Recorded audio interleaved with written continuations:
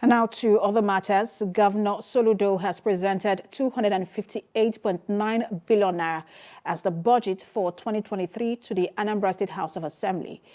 The fiscal document, Budget of Acceleration, presented by the governor, is comprised of capital expenditure of 164.2 billion naira, which covers 63.2%, and recurrent expenditure of 95.5 billion naira, accounting for 36.8% of the budget. Governor Soludo, while presenting the budget, commended the working relationship between him and the members of the State Assembly.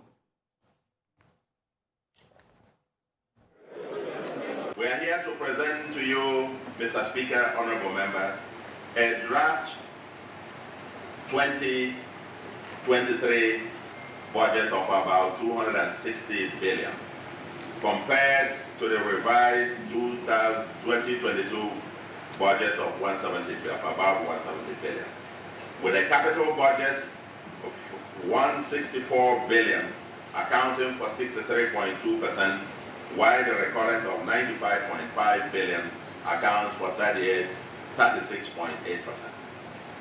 As a reflection of our people's priority needs, about 91.8 billion, or 56% of the total capital expenditure, is devoted to road transport, power, and urban regeneration that the average citizen can feel, see, or use, and which have the highest developmental impact within the shortest possible time. Education, health, youth, and women and vulnerable groups have their capital votes more than doubled.